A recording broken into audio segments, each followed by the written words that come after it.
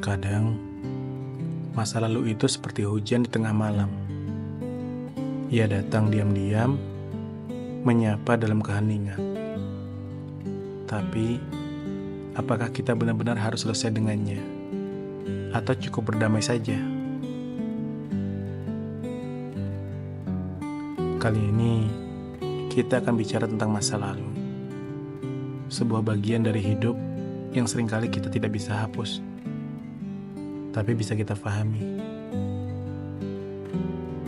Mungkin kamu yang lagi dengerin ini juga punya cerita yang belum selesai, kenangan yang terus terulang, rasa bersalah yang tidak kunjung hilang, atau harapan yang pernah kamu letakkan di tempat yang salah. Aku tahu itu berat, tapi masa lalu, kalau dipikir-pikir, itu seperti buku yang sudah kita baca. Halamannya mungkin sobek, ada coretan di sana-sini. Kadang kita malu kalau buku itu dilihat orang lain. Tapi apa artinya membuang buku itu? Bukankah isinya, seburuk apapun, adalah bagian dari cerita kita? Coba ingat satu hal dari masa lalumu yang terus kamu hindari. Kenapa rasa sulit untuk dilepaskan? Apa karena kamu berharap ceritanya bisa diulang?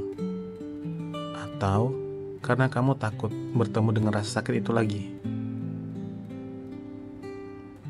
Aku pernah dengar cerita seseorang. Selama bertahun-tahun, dia merasa bersalah karena tidak bisa membahagiakan keluarganya. Dia pernah mencoba mengejar impian, tapi gagal. Dia menyalahkan dirinya sendiri. Kalau saja aku lebih pintar mengambil keputusan. Begitu pikirnya. Lama dia terjebak dalam rasa bersalah. Tapi suatu hari, dia membaca ulang kisah hidupnya. Dia melihat hal-hal kecil yang dia lakukan tanpa sadar.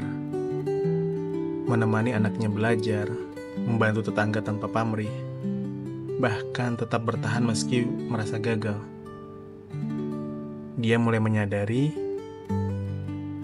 buku hidupku memang tidak sempurna, tapi di sana ada bagian-bagian indah yang aku lewatkan, karena aku terlalu sibuk memikirkan halaman yang sobek. Cerita itu membuatku berpikir, terkadang berdamai dengan masa lalu bukan berarti melupakan, tapi menghargai bahwa itu pernah menjadi bagian dari perjalanan kita. Kalau masa lalu adalah sebuah buku, halaman mana yang paling sering kamu buka?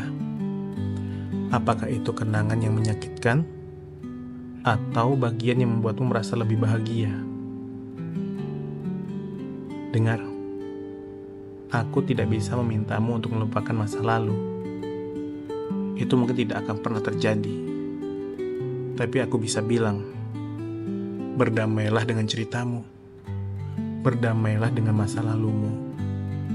Jangan membuang bukunya hanya karena ada bagian yang rusak. Fokuslah pada bagian yang masih bisa kamu tulis kembali.